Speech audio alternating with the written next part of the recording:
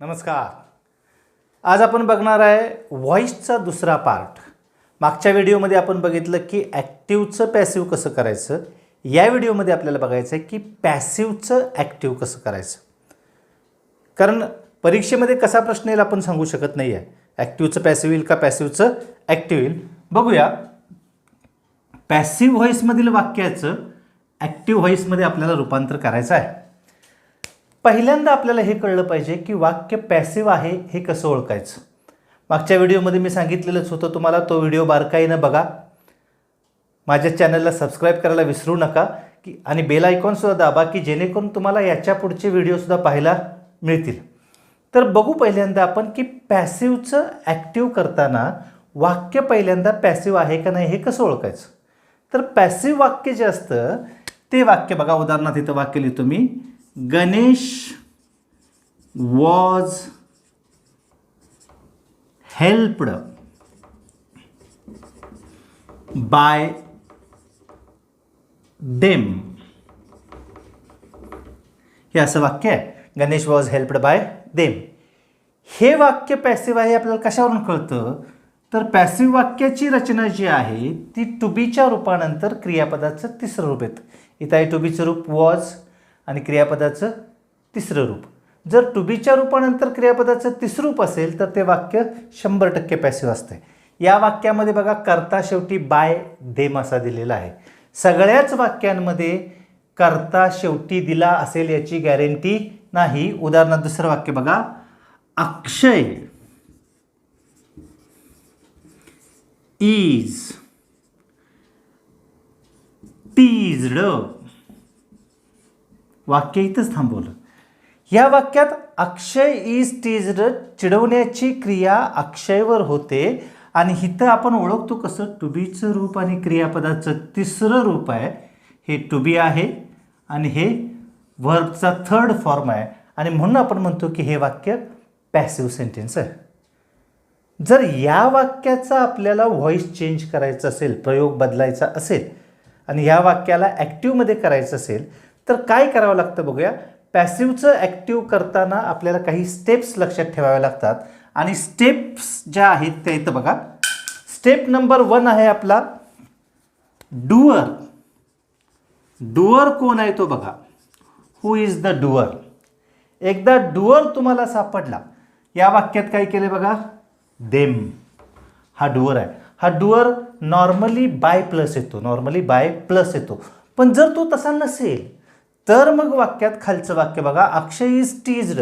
अक्षयला चिडवलं जाते पण कुणाकडून, काहीही पुढं दिलेलं नाही. आणि जर अशा पाचव्या वाक्यामध्ये जर डुअर नसेल तर आपण डुअर नसेल दिला तर दे निवडतो. काय निवडतो, दे किंवा वन असा डुअर निवडला जातो. दे किंवा वन.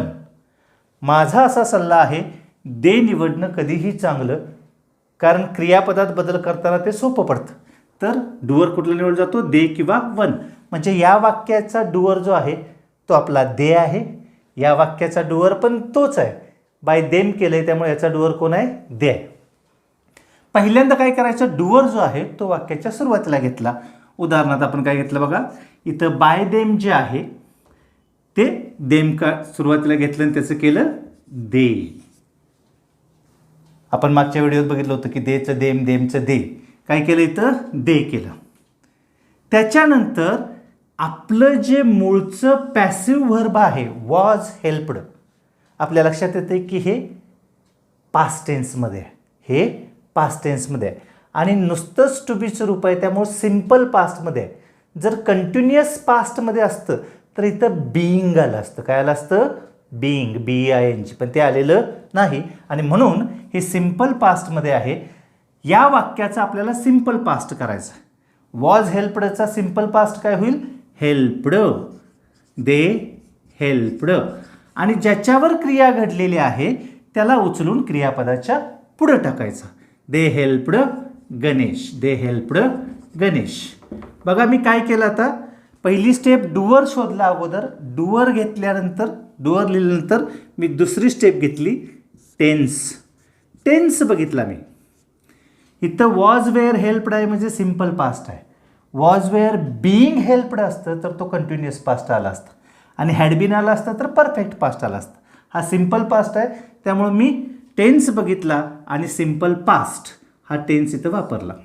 त्याच्यानंतर तिसरी स्टेप मी काय केली बघा, ज्याच्यावर ॲक्शन घडते, ज्याच्यावर ॲक्शन घडते. इथं गणेश या वाक्यामध्ये सब्जेक्ट आहे, त्याला उचलून आपण क्रियापदाच्या नंतर टाकला. दे हेल्प्ड गणेश, दे हेल्प्ड गणेश. खालचं वाक्य आता जे आहे 2 नंबरचं वाक्य ते आपण याच पद्धतीने जाऊन बघूया. पहिल्यांदा बघूया doer. Who is the doer? दिलेला नाही. अशा वेळेला आपण डुअर कोण घेतो? बरोबर दे घेतो. दे घेतला. त्याच्यानंतर टेन्स बघितला आपण. इज टीज्ड प्रेझेंट टेन्स आहे आणि हा सिम्पल प्रेझेंट असणार आहे कारण ह्यात बिईंग नाही आहे. पॅसिव्ह जर कंटिन्युअस प्रेझेंट असेल तर बिईंग आलं असतं, इथं नाही आहे म्हटल्यावर सिम्पल प्रेझेंट आहे आणि त्यामुळे या व्हर्बचं सिम्पल प्रेझेंटमधलं रूप वापरणार आहे आपण आणि ते आहे मेन व्हर्ब, क्रियापदाचं मूळ रूप. दे टीज केलं. काय केलं बघा? टीज. दे टीज. आणि ज्याच्यावर क्रिया घडते तिसरी गोष्ट आपली ऑब्जेक्ट जो आहे, जो ऑब्जेक्ट आहे त्या ऑब्जेक्टला आपण उचलून पुढे टाकला. दे टीज अक्षय. दे टीज अक्षय. हा साध्या भूतकाळाचं पॅसिव्ह होतं, त्याचा आपण सिम्पल पास्ट टेन्स केला ॲक्टिव्हमध्ये. हे साध्या वर्तमान काळाचं पॅसिव्ह होतं, त्याचं आपण काय केलं? साध्या वर्तमान काळात ॲक्टिव्ह केलं. जर साधा भविष्यकाळ असता, जर साधा भविष्यकाळ असता तर काय आलं असतं पॅसिव्हमध्ये? विल बी किंवा शॅल बी. उदाहरणार्थ बघा, Kapil will be honoured, honoured by us. Kapil will be honoured by us. आता या पॅसिव्ह वाक्याचं जर आपल्याला ॲक्टिव्ह करायचं असेल, या पॅसिव्ह वाक्याचं आपल्याला जर ॲक्टिव्ह करायचं असेल तर आपल्याला काय करावं लागेल? पुन्हा आपल्या 3 स्टेप. ॲक्शन कुणी कुणी केल्या, ॲक्शन कुणी कुणी केल्या. तर पहिला डुअर शोधा. या वाक्यात नॉर्मली मी काय म्हटलं होतं की बाय प्लस डुअर येतो. इथं बाय नंतर कोण आहे? अस आहे. म्हणजे डुअर ऑफ द ॲक्शन जो आहे तो अस आहे. असला सुरुवातीला घेतला तर त्यात बदल काय होईल बघा? वी. काय झालं? वी. दुसरी स्टेप आपली काय आहे? टेन्स. फ्युचर टेन्स आहे. Will be honoured. आता हे बी जाणार आहे, त्याशिवाय तुम्ही ॲक्टिव्ह करू शकत नाही कारण पॅसिव्हचं ॲक्टिव्ह करताना टू बीचं रूप हे घालवावंच लागतं. आलं काय बघा? मग विल राहिलं, वी विल आणि सिम्पल फ्युचरचं पॅसिव्ह आहे त्यामुळे काय केलं? वी विल ऑनर आणि ज्याच्यावर ऑब्जेक्ट जो आहे त्याला उचलून पुढे टाकला Kapil. We will honour Kapil. समजते ना बाळांनो नक्की? आता हेच पॅसिव्हचे ॲक्टिव्ह कंटिन्युअस टेन्सेसमध्ये कसे होत आहेत ते आपण बघू. आता बघूया आपण कंटिन्युअस टेन्सेस जे आहेत, कंटिन्युअस टेन्सेसचं पॅसिव्ह जे असतं त्याचं ॲक्टिव्ह कसं केलं जातं. हे पहिलं वाक्य बघा, कंटिन्युअस प्रेझेंटमधलं आहे. Abhay is being praised by teachers. Continuous टेन्समधलं पॅसिव्ह लगेच ओळखतं कारण त्यामध्ये असते बीइंग आणि क्रियापदाचं तिसरं रूप. ज्यावेळेला आपण ह्याचं आता ॲक्टिव्ह करणार आहे त्यावेळेला आपल्याला टेन्स बदलून चालणार नाही. टेन्स तोच ठेवायचा आहे, फक्त पॅसिव्हचं ॲक्टिव्ह करायचं आहे. मगाशी बोलल्याप्रमाणे पहिल्यांदा डुअर ऑफ द ॲक्शन कोण आहे बघा? टीचर्स. तो सुरुवातीला घेतला टीचर्स. पहिलं काम झालं. आता हे बीइंग आहे हे जाणारच आहे आणि 2 टू बीची रूप आहे त्यातलं एक घालवलंय, दुसरं घालवायची गरज नाही. पण इथं अभय होता म्हणून इज होतं. आता टीचर्स आहे त्यामुळे आपल्याला काय करावं लागेल? आर घ्यावं लागेल. इथं एकवचनी करता असल्यामुळे एकवचनी क्रियापद वापरलं. आता इथं अनेकवचनी करता आहे त्यामुळे अनेकवचनी क्रियापद वापरावं लागेल. टीचर्स आर केलं आपण. बीइंग घालवलं आहे आपण पॅसिव्ह करताना, पॅसिव्हचं ॲक्टिव्ह करताना. आता बीइंग गेल्यामुळे या क्रियापदाचा ING होतं. ही गोष्ट स्टेप खूप महत्त्वाची आहे. ज्यावेळेला तुम्ही कंटिन्युअस टेन्सच्या पॅसिव्हमधलं बीइंग घालवता त्यावेळेला ॲक्टिव्हमध्ये ते व्हर्ब तुम्हाला प्रेझेंट पार्टिसिपल क्रियापदाच्या ING रूपामध्ये घ्यावं लागतं. त्यामुळे टीचर्स आर प्रेझिंग केलं आपण. काय केलं बघा? प्रेझिंग. आणि प्रेझिंग कुणाला? ऑब्जेक्ट जो आहे तो पुढे उचलून टाकला अभय, प्रेझिंग अभय. ओके. आता हे वाक्य आहे कंटिन्युअस पास्टमधलं. The students were being taught by me. याचं ॲक्टिव्ह करायचं आहे. Who is the doer of the action? Me. त्याला घेतलं सुरुवातीला, आय केलं. काय केलं? आय. इथं आय आल्यामुळं वेअर आता चालणार नाही. आय वॉज केलं. I was. आणि हे बीइंग आपलं पॅसिव्हचं ॲक्टिव्ह करताना जातं आहे, ते घालून टाकलं आपण. आणि आय वॉज टॉटच्या ऐवजी काय केलं बघा, त्याचं मूळ रूपाचं I N G, teaching. I was teaching the students. I was teaching the students. समजलं? एक महत्त्वाची गोष्ट लक्षात ठेवा की कंटिन्युअस फ्युचर टेन्स जो आहे त्याचं पॅसिव्ह होतच नाही, त्यामुळे त्याचं पॅसिव्हचं ॲक्टिव्ह करायचा प्रश्न आपल्याला कधीही येणार नाही. याच्यानंतर आता आपण बघू की परफेक्ट प्रेझेंटचं, परफेक्ट पास्टचं आणि परफेक्ट फ्युचरचं पॅसिव्ह टू ॲक्टिव्ह कसं करायचं. Perfect tenses. ओके. परफेक्ट टेन्सचं पॅसिव्ह टू ॲक्टिव्ह. पहिला घेतला आपण present perfect. I have been invited for the party. वाक्य बघा बारकाईनं. या वाक्यामध्ये कुठंही क्रिया करणारा कोण आहे तो दिलेला नाही. हा जो आय आहे हा ऑब्जेक्ट आहे. कोण आहे? ऑब्जेक्ट. याच्यावर क्रिया घडते. सब्जेक्ट शेवटी पाहिजे होता पण तो दिलेला नाही, डुअर ऑफ द ॲक्शन. मग अशावर आपण कुठला घ्यायचा सब्जेक्ट? बरोबर दे घेतला आपण. कुठला घेतला? दे. परफेक्ट प्रेझेंट टेन्स असेल, परफेक्ट पास्ट असेल किंवा परफेक्ट फ्युचर असेल, या तिन्ही वाक्यांमध्ये बिन हे कंपल्सरी येतं पॅसिव्हमध्ये. आणि आपल्याला हे बिन कंपल्सरी घालवायचं आहे. बिनचा आपल्याला काही उपयोग नाही ॲक्टिव्ह करताना. सुरुवातीला आपण करता घेतला दे. दे नंतर परफेक्ट प्रेझेंट आहे आणि इथं हॅव आहे.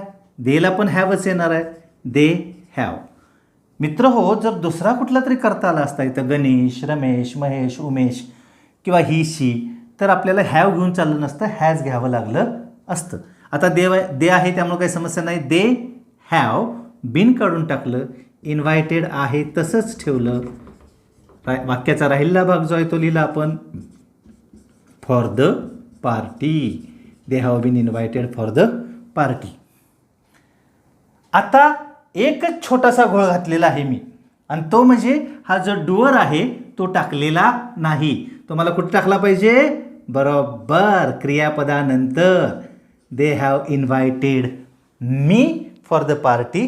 जर गडबडीत तुम्ही हा डुअर टाकला नाही, जशी मी आत्ता गडबड केली तशी, तर तुमचा पूर्ण मार्क जाणार आहे. दे have invited me for the party. ज्याच्यावर ॲक्शन घडली, ऑब्जेक्ट जो आहे त्याला आपण उचलून इथं टाकला. पुढचं वाक्य बघूया. She had been treated properly. Perfect पास्टचं पॅसिव्ह आहे, ॲक्टिव्ह करायचं आहे. बिन जाणार आहे. डुअर ऑफ द ॲक्शन कुठं दिलेला नाही. ऑब्जेक्ट शी आहे. डुअर ऑफ द ॲक्शन आपण घेतला दे. काय घेतला? दे. बिन काढून टाकलं. हॅड तसंच राहील. ट्रीटेडचं ट्रीटेड घेतलं आपण आणि ज्याच्यावर क्रिया घडलेली आहे ऑब्जेक्ट उचलून पुढे घेतला. इथं जे शी आहे त्याचं आपण काय करू? Her. They had treated her properly. They had treated her properly. तीच पद्धत परफेक्ट फ्युचरला. परफेक्ट फ्युचर टेन्स आहे. विल हॅव बिन आहे. विल हॅव बिन आहे. हे बिन जे आहे ते बिन आपण काढून टाकलं आणि त्याच्या जागी काय घेतलं बघा. आता इथं डुअर दिलं आहे बघा ह्या वाक्यात, बाय यू.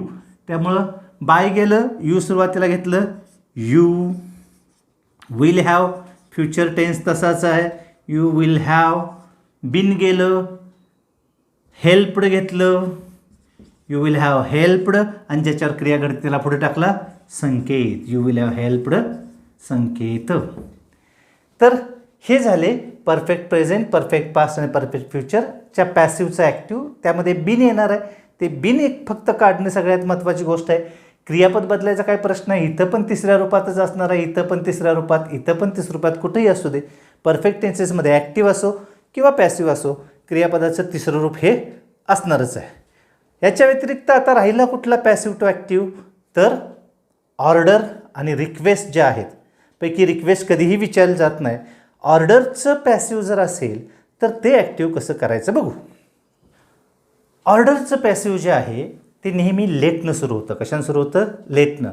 त्यामध्ये बी आणि क्रियापदाचं तिसरूप येतं. Doer of the action is never mentioned in the passive constructions of the order and we are not mentioning it in the active constructions either. क्रिया करणारा पॅसिव्ह कन्स्ट्रक्शनमध्ये मेन्शन केला जात नाही. ॲक्टिव्ह कन्स्ट्रक्शनमध्ये सुद्धा आपण त्याला मेन्शन करणार नाही. बघूया काय ते. Late the sentence be solved हे पॅसिव्ह कन्स्ट्रक्शन आहे. ह्या लेटवरून आणि ह्या बी आणि तिसऱ्या रूपावरून आपल्याला कळतं हे इम्परेटिव्हचं पॅसिव्ह आहे. याचं आपल्याला ॲक्टिव्ह करायचं आहे. हे लेट जे आहे ते काढायचं, बी आहे ते काढायचं आणि जे व्हर्ब आहे ते मेन फॉर्ममध्ये वाक्याच्या सुरुवातीला घ्यायचं. सॉल्व्ड काय होईल? सॉल्व. आणि हे ज्याच्यावर ऑब्जेक्ट क्रिया आहे तो तसंच राहील. Solve the sentence. Easy no? Quite easy. Solve the sentence. महत्त्वाचं काय फक्त हे आयडेंटिफाय करणं की हे पॅसिव्ह कशाचं आहे. इम्परेटिव्हचं पॅसिव्ह म्हणल्यावर काय अवघडच नाही. दुसरं त्याच प्रकारचं वाक्य बघा. Let the game be started. Let घालवा, बी घालवा, स्टार्टेडचा मेन व्हर्ब घ्या, start the game. Start the game. बघा, let the sentence be solved, वाक्य सोडवलं जाऊ दे. सॉल्व द सेंटेन्स, वाक्य सोडव. Let the game be started, खेळ सुरू केला जाऊ दे. स्टार्ट द गेम, गेम सुरू कर. आता हे सगळे जे आहेत 8 पॅसिव्हचं ॲक्टिव्ह, इम्परेटिव्हचं पॅसिव्हचं ॲक्टिव्ह हे आपण बघितलं आहे. फक्त राहिलं आहे कुठलं? Modal auxiliary verbs. Modal auxiliary verbs म्हणजे कुठली व्हर्ब्स? जर ती मूड दाखवणारी सहाय्यकारी क्रियापदं कॅन, कुड, मे, माईट, शुड, वुड, मस्ट.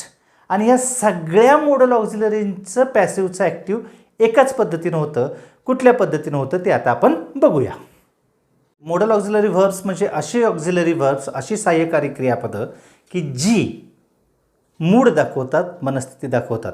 मी व्हर्बचे जे टाईप्स आहेत, प्रायमरी ऑक्झिलरी, मॉडल ऑक्झिलरीज, याच्यावरती एक वेगळा व्हिडिओ तयार करतो आहे. जर तुम्ही या व्हिडिओला सबस्क्राईब केला असेल आणि त्याच्या खालचा बेल आयकॉन जर दाबला असेल तर तुम्हाला त्या व्हिडिओची लिंक जसा व्हिडिओ अपलोड होईल तसा लगेच तुम्हाला ती मिळेल. त्यामुळे बेल आयकॉन दाबायला आणि सबस्क्राईब करायला विसरू नका. तर त्या मॉडल ऑक्झिलरीचं पॅसिव्ह जर करायचं असेल, पॅसिव्हचं ॲक्टिव्ह करायचं असेल तर काय केलं जातं बघा. मॉडल ऑक्झिलरी कॅन आहे, हे इथं बी आहे. कॅनच्या ऐवजी काय येऊ शकेल? कॅन, कुड, मे, माईट, शुड, वुड, मस्ट, ऑट टू, काही येऊ शकेल. स्ट्रक्चर बदलणार नाही. Malhar can be taught manners by अस किंवा Malhar could be taught manners by us, Malhar should be taught manners by us, Malhar must be taught manners by अस. काही येऊ दे, आपल्याला काही फरक पडत नाही. आपल्याला काय करायचं आहे? फक्त पॅसिव्हचं ॲक्टिव्ह करायचं आहे. तर आपल्या स्टेप्स माहीत आहेत आपल्याला. बी काढणार, डुअर शेवटी आहे का बघणार, दिलाय बाय अस, बाय काढणार, असचं काय करणार? वी करणार. कॅन आहे ते तसंच ठेवणार, आपण ते घालवू शकत नाही. We can. बी गेलं आणि एक गोष्ट लक्षात घ्या, बी गेलं की क्रियापदाचं पहिलं रूपच येणार, दुसरं काही येणार नाही. We can teach. We can teach. आणि क्रियापद आल्यानंतर लगेच ज्याच्यावर क्रिया घडली तो आला पुढं. We can teach Malhar manners. हे झालं पहिलं वाक्य.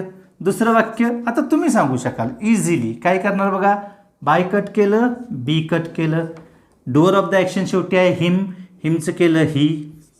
मस्ट आहे तसंच ठेवावं लागेल आपल्याला, ही मस्ट.